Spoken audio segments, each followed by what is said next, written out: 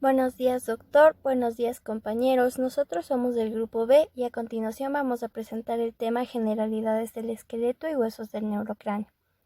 El grupo está integrado por Enrique Sebastián, Gallardo Melanie, Torres Naomi, Vázquez Nayeli y mi persona Vargas Denise. Teniendo así pues como objetivo general identificar los aspectos generales del sistema esquelético, enfatizando el aprendizaje en los huesos que hacen parte del neurocráneo. Dentro de los objetivos específicos tenemos exponer los aspectos básicos y generales sobre el sistema esquelético, explicar la estructura, características y función del esqueleto humano, describir los huesos que forman el neurocráneo y la función que cumplen en conjunto, conocer los huesos que forman parte de la bóveda y base craneal, enfocar el estudio del neurocráneo desde un punto de vista anatómico descriptivo y por último, complementar el aprendizaje mediante la presentación de casos clínicos radiológicos como un medio de inducción a la anatomía clínica. El sistema esquelético va a estar conformado por hueso, cartílago, ligamentos y tendones. Y sus funciones en cuanto a las funciones del sistema esquelético, van a ser de protección, de sostén, de mineralización ósea en casos de fisiopatologías como la hipocalcemia y de la hematopoiesis mediada por la médula ósea roja presente en jóvenes y no mucho en adultos. Decimos que el número de huesos aproximados va a ser de 206, en el infante va a haber más debido a que hay huesos que aún no se han unido completamente. En el primer caso el frontal, en segundo caso el coxal y en tercer caso el mentón. En cuanto al esqueleto humano, va a decir que se divide en axial y el apendicular. El axial que va a abarcar lo que es el cráneo, el neurocráneo, el viscerocráneo, el cuello, el hioides, el tronco, las costillas, que son 12, 10 se articulan con el esternón y 2 van a quedar como flotantes. El esternón, las vértebras, el sacro y el coxis. En cuanto al apendicular, tenemos al miembro superior que va a estar conformado por la cintura escapular y el miembro superior. El apendicular, el miembro inferior y la cintura pélvica. Cuando a la configuración externa de los huesos tenemos que hay largos, cortos, neumáticos, planos y sesamoides. Los huesos largos vamos a decir que tienen un cuerpo llamado diáfisis, unos extremos llamados epífisis y la unión de estos se llama metáfisis. Aquí se encuentra el cartílago epifisario que va a ser responsable del crecimiento. En cuanto a los huesos cortos decimos que es un volumen pequeño y son de forma cuboidal y son presentes en los tarsos y metatarsos. En cuanto a los huesos planos decimos que predomina la longitud y el ancho y un ejemplo de estos huesos son la escápula y los huesos del cráneo, el esternón. En cuanto a los huesos neumáticos, son cavidades llenas en las que contienen aire y principalmente se encuentran en la cara. Los huesos sesamoides son llamados así por su nombre de la semilla de sésamo porque son pequeños. Aquí un ejemplo de la rótula, que es el hueso sesamoideo más grande. En cuanto a la superficie, todos los huesos presentan eminencias salientes o ese tipo de situaciones. Hay una clasificación, se clasifican en eminencias articulares que son regulares como la cabeza del húmero y sirven de articulación. Hay eminencias extraarticulares que son irregulares, tienen forma diferente y se prestan para inserciones musculares. En el caso del axis, la apófisis espinosas y las apófisis transversas. En cuanto a las cavidades, todo hueso tiene una cavidad, presentan cavidades. Hay cavidades articulares que son en forma esferoidales, elipsoidales y cupuliformes y como su nombre lo indica, sirven como de encaje para una articulación. Este es en un ejemplo la cavidad glenoide que va a llegar a la cabeza del fémur. En cuanto a las cavidades no articulares, hay cavidades de inserción para músculos, cavidades de recepción para arterias, venas y nervios, y las cavidades de ampliación que son celdas o encierran aire. Aquí vemos que las cavidades de inserción en el hueso temporal se va a insertar va a insertar el hueso el músculo temporal, la cavidad de recepción que va a pasar arterias, venas y nervios y las cavidades de ampliación. Cuanto a la configuración interna de los huesos tenemos que en el exterior va a estar rodeado por hueso compacto, en el interior por hueso esponjoso trabeculado que la forma en que está su patrón va a darle consistencia o le va a dar fuerza al hueso. Entre sus trabéculas va a discurrir la médula ósea roja y bueno, esta, como dijimos antes, está inmiscuida en la hematopoiesis. La cavidad medular también contiene a la médula ósea, en este caso la médula ósea amarilla, que como podemos decir es un hueso de adulto. Por afuera está el periósteo, que está involucrado en el crecimiento del hueso y en la nutrición. La cavidad medular está cubierta por el endostio. En cuanto a la vascularización, tenemos que cada hueso tiene un foramen nutricio. En la diáfisis hay forámenes de primer orden en huesos largos que va a entrar la arteria principal. En las epífisis va a haber agujeros, forámenes de segundo orden, y los agujeros de tercer orden van a ser agujeros muy pequeños. En cuanto a las arterias, decimos que los huesos largos, como dijimos, tienen un sistema diafisario, sistema perióstico y sistema epífiso-metafisario. El sistema diafisario, que entra a la arteria principal nutricia y va por los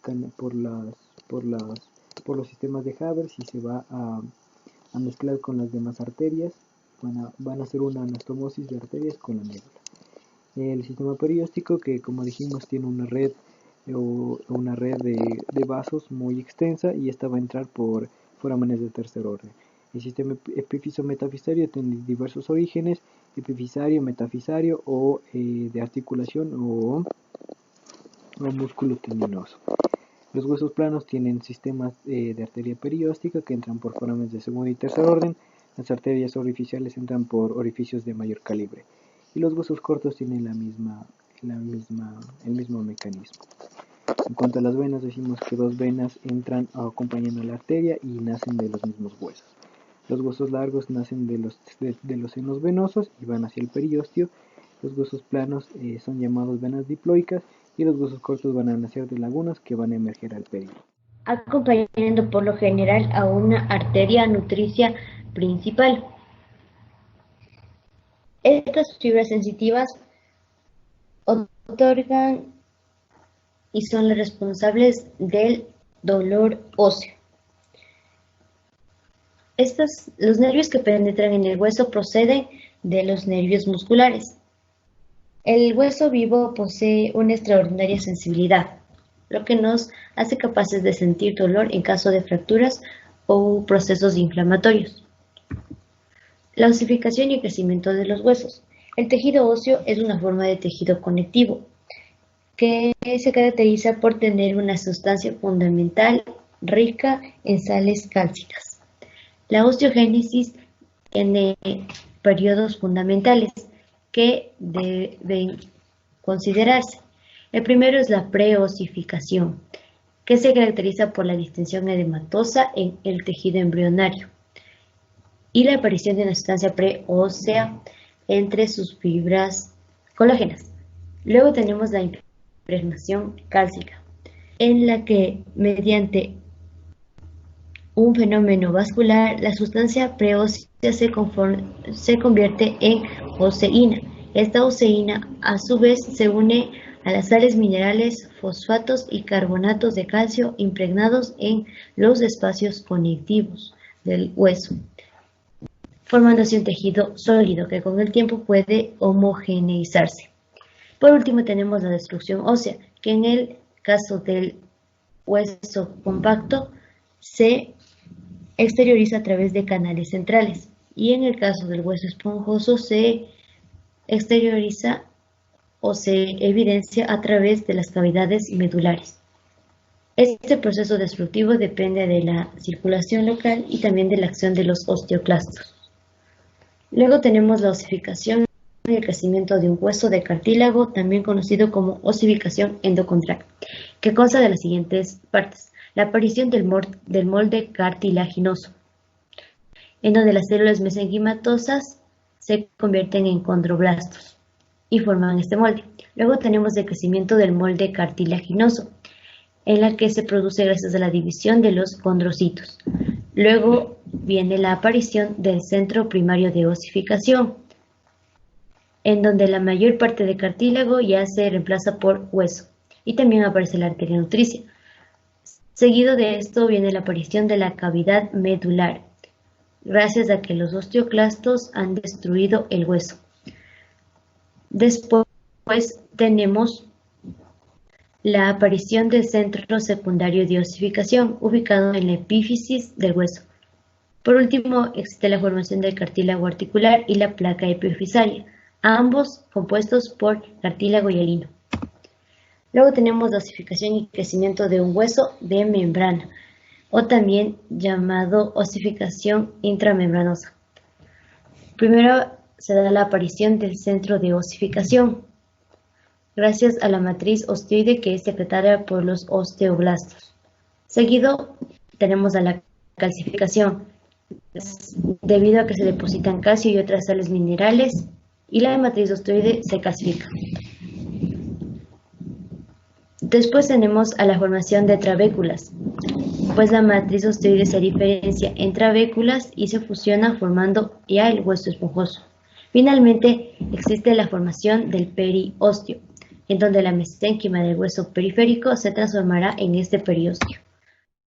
El neurocráneo está integrado por 8 huesos: un frontal, 2 parietales, 1 occipital, 2 temporales, un esfenoides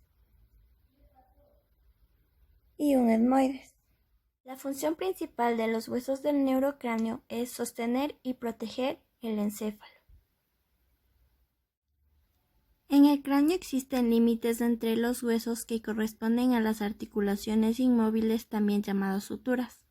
Dentro del neurocráneo tenemos 5 suturas principales: la sutura frontonasal, la sutura coronal, la sutura sagital, tenemos también la sutura escamosa y la sutura lamboide. A continuación explicaremos con detenimiento cuáles son las partes de cada hueso del neurocráneo. El hueso frontal es un hueso impar simétrico que se encuentra en la cara anterior del cráneo. Este cuenta con 3 caras: una cara anterior, una cara posterior y una cara inferior. Y también cuenta con 3 bordes: el borde orbitonasal, que está alrededor de la espina nasal, el borde parietal para la articulación con los parietales y el borde esfenoidal para la articulación con las alas menores del esfenoides. En la cara anterior vamos a encontrar las eminencias frontales, los arcos superciliares, las escotaduras supraorbitarias con los márgenes supraorbitarios o bordes supraorbitarios, las apófisis zigomáticas para las articulaciones con los huesos zigomáticos, la glabela, y en individuos jóvenes vamos a encontrar una sutura metópica. También vamos a hallar la espina nasal y los bordes parietales. En la cara inferior nuevamente vamos a poder visualizar los arcos superciliares, la glabela, las escotaduras supraorbitarias, los márgenes supraorbitarios, las apófisis zigomáticas y también la espina nasal. Además, ahora vamos a poder identificar las caras orbitarias, la fosita troclear y la fosa para la glándula lagrimal. Vamos a poder distinguir los bordes, como es el borde esfenoidal, el borde parietal también lo vamos a poder ver a través de esta cara, y se va a distinguir también fácilmente la escotadura etmoidal.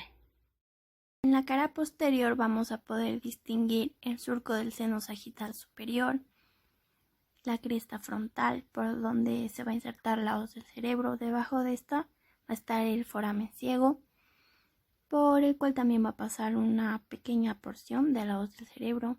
Se van a poder distinguir las apófisis zigomáticas y vamos a poder visualizar lo que es el borde parietal, el borde esfenoidal y también lo que es la escotadura etmoidal con las fosas frontales. El parietal constituye el techo del cráneo. Su nombre alude a las paredes del cráneo. Es un hueso par plano de forma cuadrilátera. Este forma parte de la bóveda craneana y su función principal es proteger al encéfalo por su cubierta dura y resistente. Además sirve de sostén de las membranas meningias, cubren el sistema nervioso central y permite mayor protección ante traumatismos. Posee 4 bordes, 2 caras y 4 ángulos. En esta visión lateral podemos observar que se articula por detrás del hueso frontal, encima del temporal y por delante del occipital. En su cara externa o exocranial es lisa en toda su extensión. En la parte media encontramos la eminencia parietal, que es más prominente en la mujer que en el hombre. Por debajo de ella la línea superior temporal que se articula con la aponeurosis temporal, la línea inferior temporal, donde se inserta el músculo temporal. En su cara interna o endocranial podemos observar la fosa parietal, que coincide con la eminencia parietal, que es la parte más ancha del cráneo. Por su ángulo antero inferior encontramos el canal vascular por donde pasa la arteria meningia media. Sus bordes. Encontramos el borde parietal o superior con la sutura sagital, su borde frontal con la sutura coronal, su borde inferior con la sutura escamosa y su borde posterior con la sutura lamboidea. Por parte del borde sagital está ubicado arriba en el hueso y presenta un borde dentado. El borde escamoso está situado por debajo de este, su borde frontal con la articulación del hueso frontal, que está dentado en toda su longitud, y su hueso occipital, provisto por dientes más largos y gruesos, que se articulan con los bordes lamboideos de la escama del occipital. Los ángulos. Encontramos el ángulo antero superior, el ángulo antero inferior, el póstero inferior y el póstero superior. Por su parte, el ángulo antero superior se va a articular con el hueso frontal y el parietal opuesto. El antero inferior con el esfenoides y una porción del frontal. El ángulo póstero superior con el parietal opuesto y con el occipital, y el póstero inferior con el temporal. Podemos decir que en el ángulo superior, póstero superior, encontramos la unión de la sutura lamboidea y la sutura sagital, que es el punto craniométrico lambda. Por su parte, aquí encontramos el punto craniométrico Bregna. En su superficie externa encontramos la sutura sagital ya mencionada y los agujeros parietales donde pasan las venas emisarias de Santorini. En la superficie interna podemos observar la cresta frontal, la occipital y el surco del seno longitudinal superior o surco del seno sagital.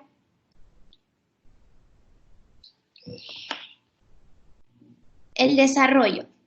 A partir del día 45 de vida intrauterina inicia este desarrollo. Observamos la fontanela esfenoidal, la fontanela mastoidea, la fontanela anterior, intermedio entre el hueso frontal que está dividido y los parietales. Mi nombre es Naomi Terres y voy a hablarles sobre el hueso occipital.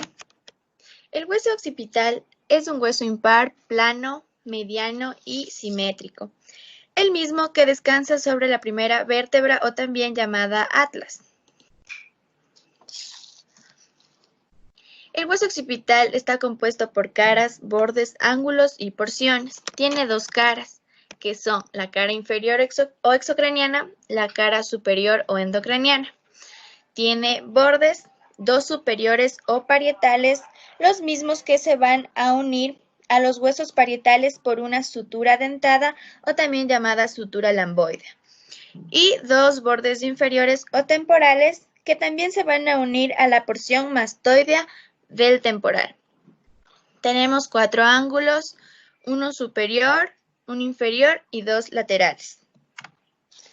Para hablar de la cara exocraniana, cabe recalcar que el hueso occipital está formado por 4 porciones. La primera porción y la más grande es la porción escamosa o concha del occipital.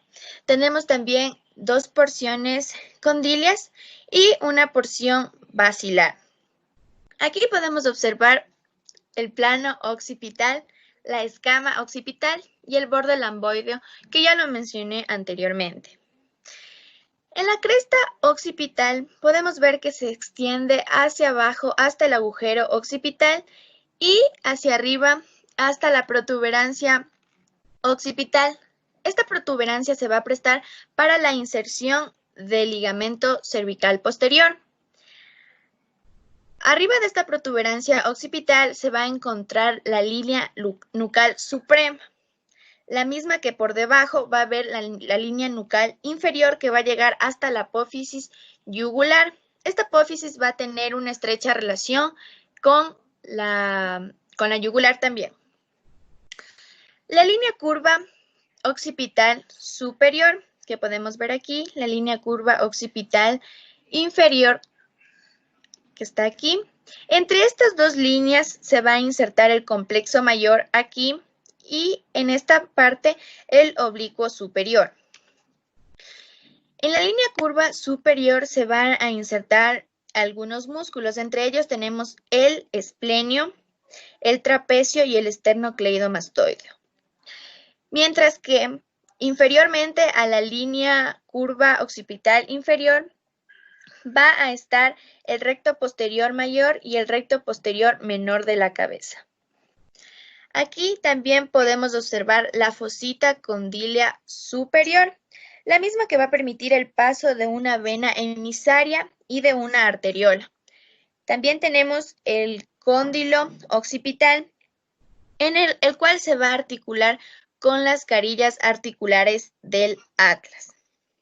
Tenemos el agujero occipital, el cual mide aproximadamente 35 milímetros desde adelante hacia atrás y 30 milímetros en sentido transversal.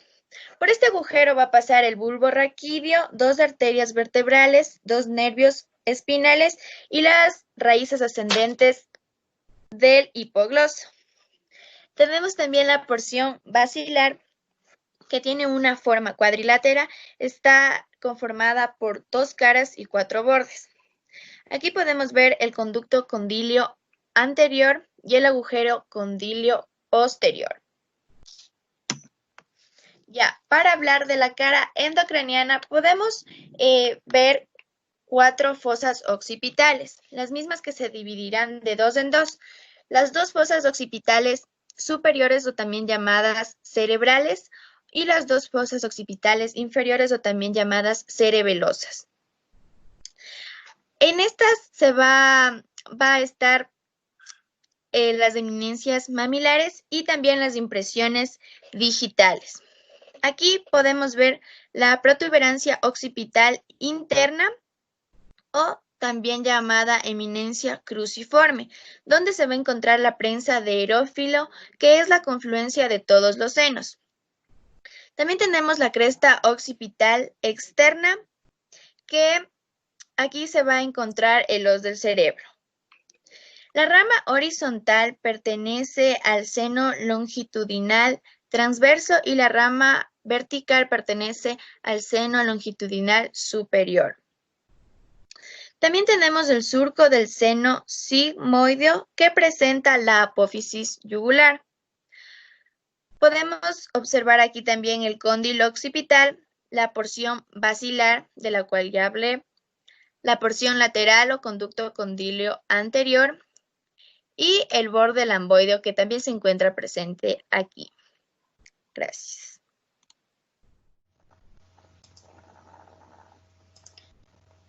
El hueso temporal es un hueso par situado en la parte lateral, media e inferior del cráneo. Contiene el órgano vestíbulo-coclear, que es el órgano de la audición y el equilibrio. En su forma está compuesto por 3 piezas: una porción escamosa, la porción timpánica y la porción petrosa. Estas porciones en el recién nacido y el feto pueden estar diferenciadas. Sin embargo, en el adulto se encuentran formando un bloque único. Luego tenemos a la posición anatómica, que nos ayuda a determinar la lateralidad del temporal. Para ello, tenemos que colocar el borde cortante de la escama del temporal hacia arriba. Luego colocamos la cara de la que yace la apófisis cigomática lateralmente, quiere decir orientándose hacia el exterior. Y por último, tenemos que identificar el extremo libre de la apófisis cigomática y orientarlo hacia adelante horizontalmente. El hueso temporal cuenta con caras exocraneales e intracraneales. Las caras exocraneales son la cara lateral y la cara inferior. La cara lateral cuenta con es la que está orientada a la parte exterior de la cabeza. En su porción anterior se encuentra la escama del temporal con la apófisis cigomática. Esta apófisis cigomática se unirá al hueso cigomático y formará el arco cigomático. En la porción superior se unirá con el parietal y con el ala mayor del esfenoides. En la porción media está el conducto auditivo externo.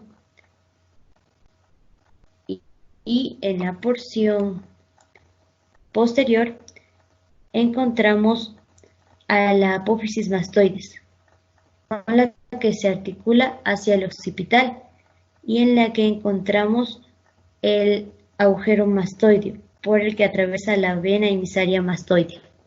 También presenta rugosidades que servirán para la inserción de músculos. Luego tenemos la cara inferior, en la que encontramos primeramente el foramen estilomastoideo, donde yace el nervio facial. Luego medialmente encontramos al foramen de la fosa yugular, donde se encuentra el bulbo superior de la vena yugular. También la apófisis estiloides.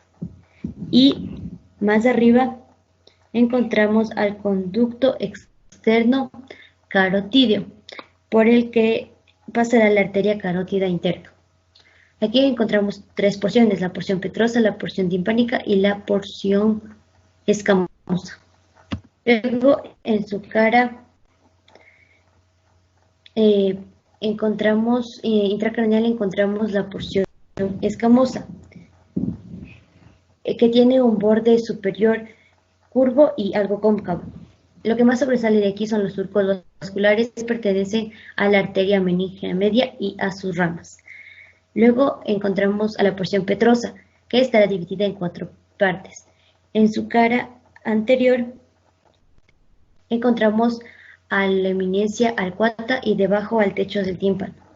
Después tenemos a los hiatos de Falopio, por donde pasarán los nervios petrosos mayor y menor. Y por último tenemos en el vértice a la fosita del ganglio de Gasser.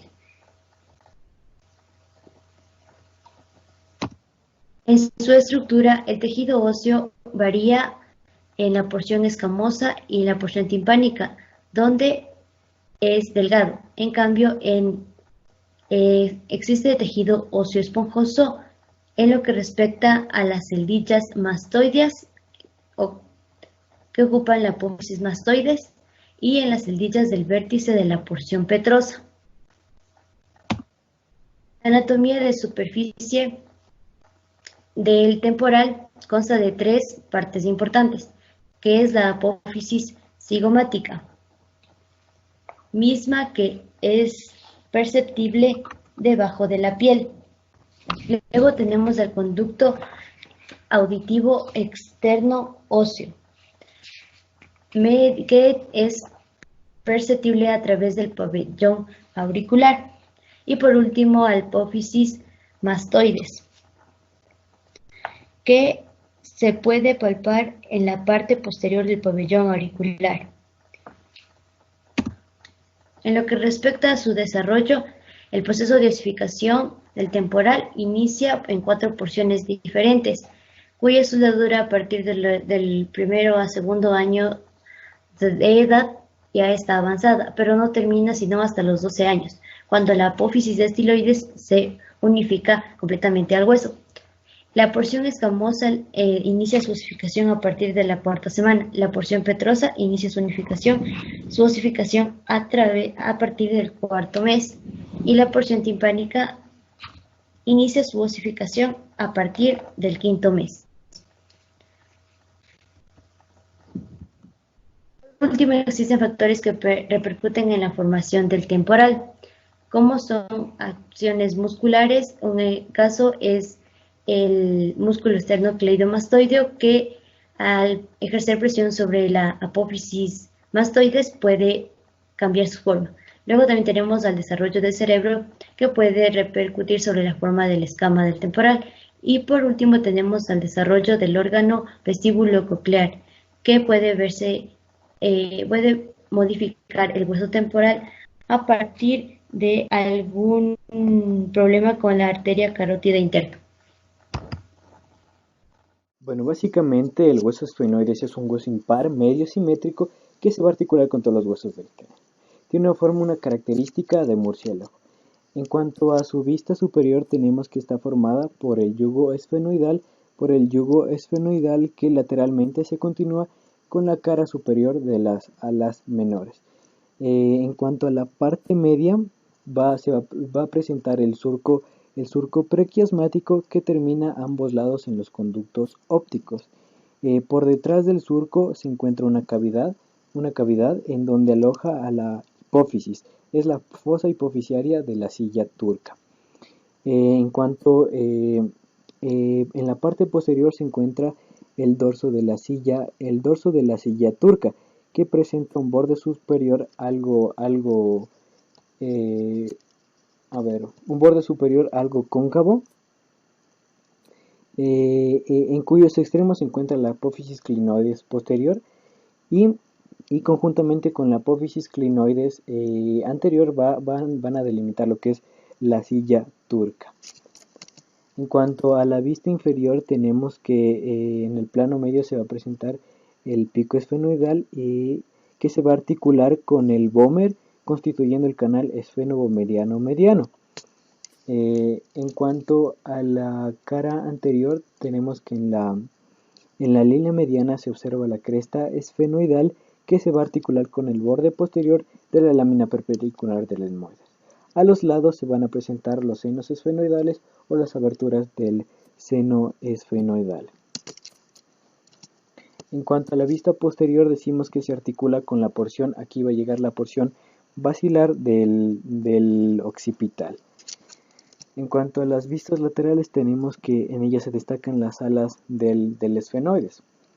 En cuanto a las alas menores, decimos que son triangulares. Las alas menores decimos que son triangulares de base medial y horizontales, y se implantan a ambos lados del cuerpo del esfenoides por medio de 2 raíces, una superior y una posterior-inferior, por donde van a delimitar los conductos ópticos.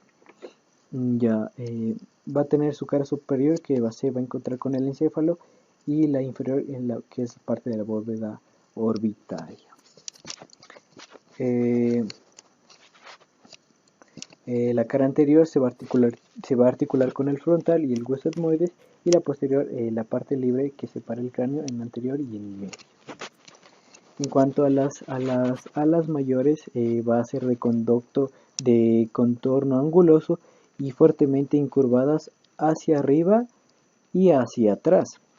Va a tener una cara cerebral, que está por acá atrás, una cara cerebral va a tener una cara orbitaria y va a presentar una cara exocraneal. Una cara exocraneal que va a estar dividida por la cresta infratemporal en una cara temporal y en una cara infratemporal. Tenemos que también presenta el borde cigomático, presenta el borde escamoso, el borde parietal y el borde frontal. Ya.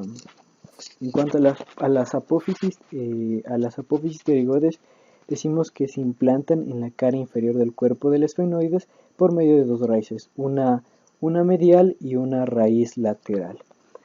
Ambas raíces circunscriben el conducto pterigoideo y por el que transcurre el nervio del conducto pterigoideo. Se encuentra por delante del hueso esfenoides y por detrás de la escotadura etmoidal del hueso frontal. Presenta tres porciones, una lámina perpendicular o vertical, una lámina cribosa horizontal y los laberintos etmoidales o masas laterales, donde podemos visualizarlas en esta imagen. La lámina perpendicular por su parte se divide en apófisis cristagali, que es más ensanchada en la porción superior de la lámina horizontal. La lámina perpendicular que la encontramos en la porción inferior de la lámina horizontal, articulada con el hueso vomer, el maxilar superior y el palatino, formando así el tabique central óseo. Por su parte, la cresta Galli se articula con la cresta frontal. Entre esta encontramos el hueso ciego. La lámina horizontal o cribosa, en esta visión superior más acercada, podemos observar la cresta Galli, el agujero ciego y la cresta frontal. Esta es más alargada en sentido anteroposterior que en sentido transversal. Su cara superior mira hacia la cavidad craneal, es decir, es la parte del piso de toda la fosa craneal anterior junto con la lámina orbitaria del hueso frontal, que se articula con la lámina horizontal del etmoides. Esta cara superior posee dos partes que van a formar una concavidad llamado canal olfatorio, donde se encuentra el bulbo olfatorio, que es la estructura del primer par craneal del nervio olfatorio. En estos agujeros se encuentran en tres hileras en sentido antero-posterior que van a dar el aspecto colador, por ello su nombre etmoides, del griego etmos. Por parte de la cara inferior podemos observar donde se va a insertar los nervios olfatorios, la bóveda de la cavidad nasal en relación con la cara inferior de la lámina horizontal. Laberintos etmoidales o masas laterales. Podemos observar las cavidades orbitarias, los senos maxilar superior y las cavidades nasales. Este es un corte frontal. Estas poseen 6 caras. Son una estructura más cuboidea. Por parte de la cara externa encontramos la lámina orbitaria en su cara lateral por la cavidad orbitaria. En su cara interna encontramos el cornete superior, como podemos observar en este corte inferior, y su cornete medio por debajo. Los meatos nasales superiores en medio, el meato nasal medial y el meato inferior. Este es más aislado, no pertenece al etmoides. Aquí podemos observar que el etmoides se articula con el maxilar superior, el palatino y el esfenoides. En su cara superior encontramos las celdillas etmoidales. celdillas etmoidales superiores e inferiores, donde podemos notar la asa cristal etmoidal, la lámina orbital, los cornetes superiores, y en esta parte se va a ubicar el infundíbulo, que es muy importante, de manera que el seno frontal llegará a los meatos. En este meato medio se desembocará las celdillas etmoidales anteriores de los senos maxilares y el seno frontal a través de este.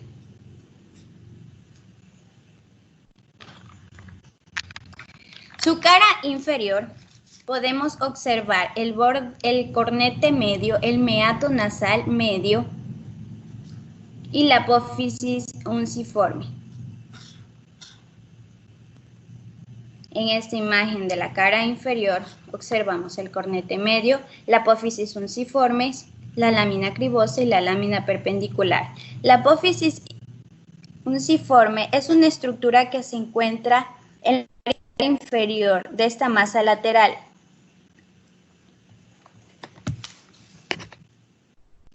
La cara posterior tiene una cara articular con el esfenoides y el palatino.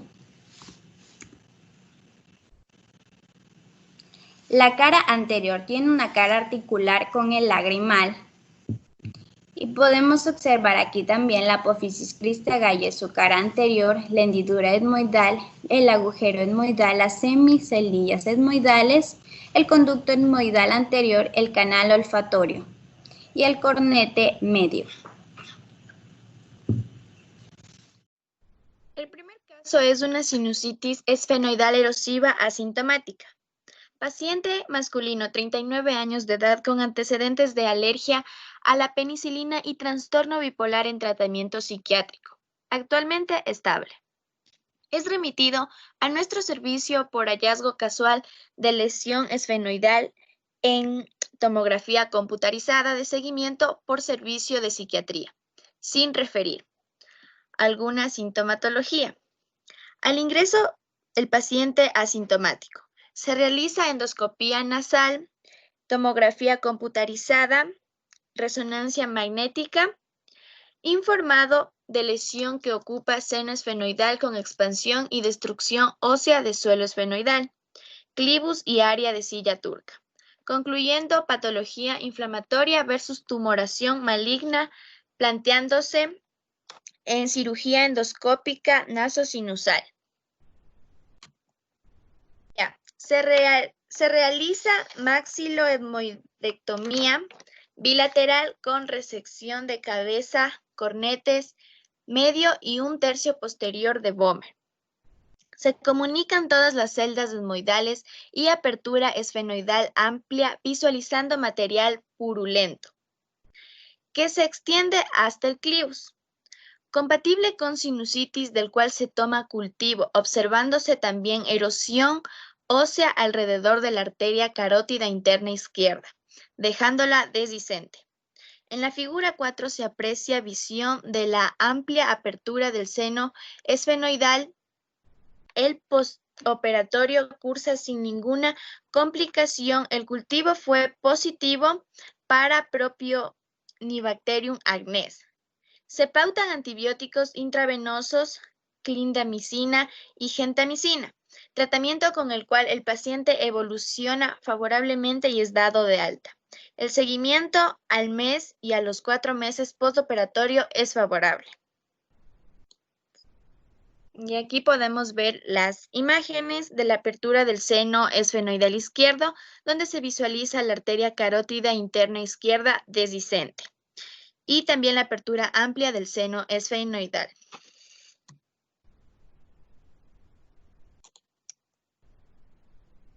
El segundo caso es una fractura de lámina papirácea etmoidal. Varón de 31 años de edad con alergia a ácaros, sin otros antecedentes médico-quirúrgicos de interés. El paciente practica kickboxing de manera semiprofesional. Durante el entrenamiento de dicha práctica sufre impacto directo en zona ocular derecha. Permaneció durante todo el día asintomático. salvo epistaxis leve y autolimitada, 1 hora posterior al traumatismo, hasta que unas 8 horas después del proceso traumático, tras sonarse la nariz, súbitamente presentó edema palpebral derecho asociado a sensación de presión retroocular y dolor periocular. En ningún momento el paciente presentó vómitos, aunque sí refería náuseas. Negaba diplopia y disminución de la agudeza visual. Ya. El tercer caso es disistosis cleidoendocranial. Caso clínico. Primigesta de 22 años, cursa embarazo de 41 semanas fisiológico, por lo que ingresa a la maternidad para inducción. Nace recién nacido de sexo femenino en buenas condiciones generales. Apgar 9/9. Al examen físico destaca diástasis de suturas craneales, uñas hipoplásicas y sospecha de fractura clavícula derecha. Ingresa a neonatología para estudio y recibe tratamiento antibiótico desde las 48 horas de vida por síndrome febril sin foco, con hemograma normal y proteína C reactiva de 1,94 miligramos por decilitro.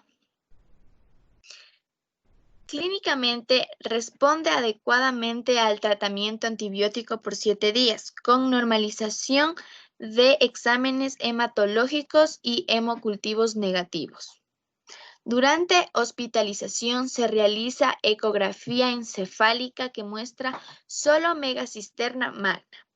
Previo al alta destaca la ausencia de callo óseo en clavícula derecha, por lo que se solicita radiografía de esqueleto completo para el estudio de mineralización ósea, el cual en la Figura 1 podemos ver una radiografía cráneo anteroposterior, la de aquí, y lateral, una radiografía lateral, donde se encuentra la disminución de la osificación del cráneo con múltiples huesos wormianos en región parieto-occipital y fontanela anterior de gran amplitud, aquí.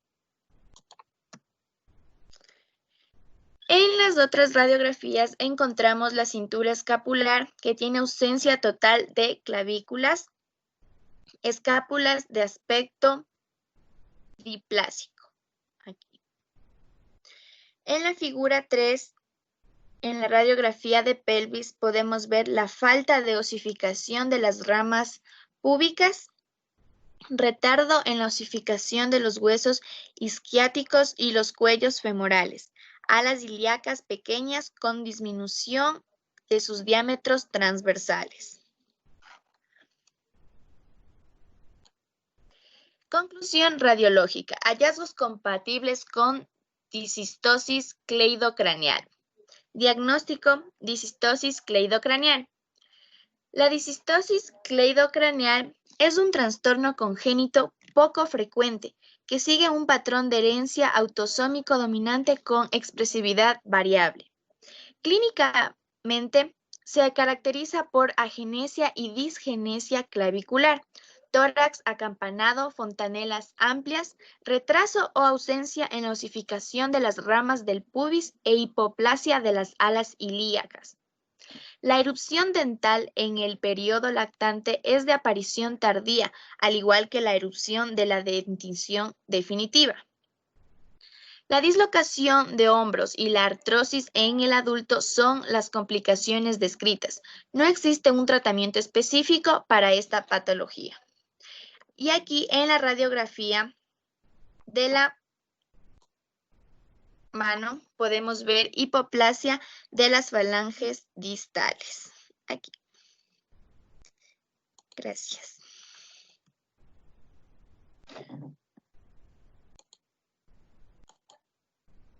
Mela. En este medio de exposición manifestada, hemos reforzado temas básicos y generales del esqueleto, reconociendo su configuración externa y interna, desde su forma, superficie y composición total. Hay que recalcar que los huesos son tan importantes puesto que nos brindan movilidad y especialmente protegen nuestros órganos internos. El cráneo asegura por su resistencia a nuestro encéfalo, previniéndolo en su mayoría de golpes que posteriormente nos podrían causar afección en el sistema nervioso e incluso la muerte. Gracias.